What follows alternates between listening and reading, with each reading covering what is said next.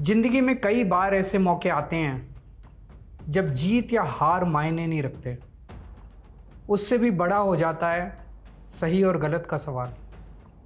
क्या सही है और क्या गलत है। ऐसे समय में हमें ये तय करना होता है कि हम मुश्किल रास्ता चुनेंगे या आसान रास्ता। आज मैं भी एक ऐसे मोड़ पे खड़ा हूँ। आप सब जानते हैं कि मुझे एक झूठे केस में फंसाया गया, मुझे जेल भेज दिया गया, एक चुनी हुई सरकार को गलत तरीके से गिरा दिया गया। देखिए, ऑनरेबल जस्टिस सूर्यकांत शर्मा जी ने जब उसकी एप्लीकेशन रिजेक्ट कर दी मिस्टर केजरीवाल की, then he should not move such a letter to the honorable judge. He should be careful that the order has come that his application has been rejected. तो उसको mister Kejriwal को अपना भी जो भी legal remedy है उसको अवेल करनी चाहिए थी। और ये लेटरबाजी ठीक नहीं है किसी जज के साथ करना, और किसी भी जज को इस तरह के लेटर को लेकर के कंटेम्प्ट प्रोसीडिंग जरूर इनिशिएट करनी चाहिए, क्योंकि कोई भी कॉरेस्पॉन्डेंस का प्रोसीजर हमारे यहाँ कॉन्स्टिट्यूशन में किसी जज के साथ नहीं किया है। कोई रूल ऑफ द कोर्ट भी ये नहीं कहता है कि आप किसी भी जज के साथ इस तरह से कॉरेस्पॉन्डेंस कर सकते हैं। तो ये मैं समझता हूँ इस तरह से लेटर लिखना बिल्कुल भी उचित नहीं है।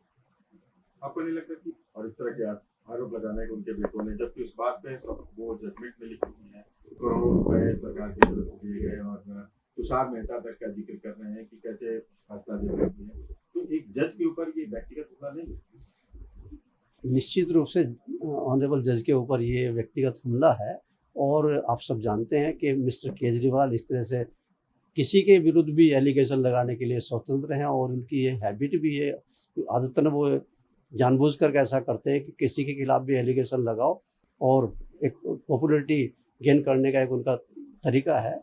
अब चाहे उनके तो आप जानते हैं सब, उनके गुरु अन्ना जी थे जिनके साथ उन्होंने ये आंदोलन करके सत्ता में आए, और उनके गुरुजी ने उनके बारे में क्या कहा कि वो किस तरह से एलिगेशन लगाते हैं, किस तरह से उनका कदाचार क्या है। तो अपने कदाचार को कभी देखते नहीं है, किसी के खिलाफ भी झूठे और अनर्गल आरोप लगाते रहते हैं। What do you think about Kejriwal allegation against Justice Surkant Sharma?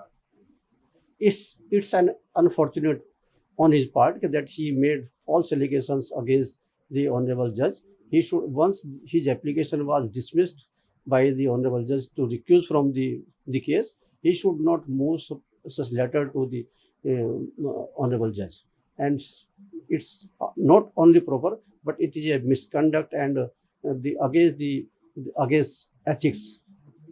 So he should not make such letter to the judge. And you know that once his application has been dismissed, he should have availed the legal remedy in the competent court. But instead of availing the remedy, he is making false allegations against the honorable judge, and he is saying that he will abstain from the hearing in the case, and he will not depute any lawyer to contest his case. Though other accused persons are also there, they will contest the case on their behalf, and the honorable judge will decide the case on its merit, whether Mr. Kejriwal or his counsel will appear or not.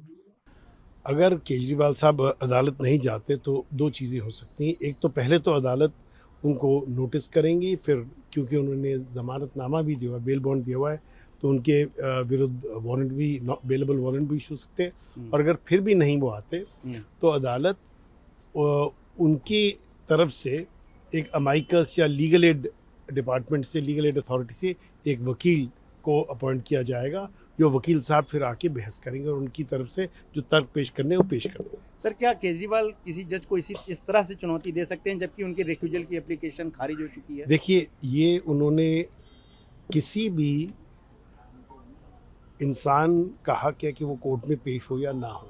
अगर वो नहीं पेश होना चाहते तो वो उनकी choice है, लेकिन कोर्ट को, अदालत को अमाइकस या लीगल एड से वकील अपॉइंट करना पड़ेगा।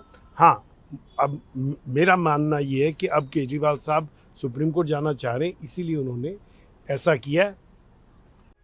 प्रभातखबर.com, विश्वास वही, रफ्तार नहीं।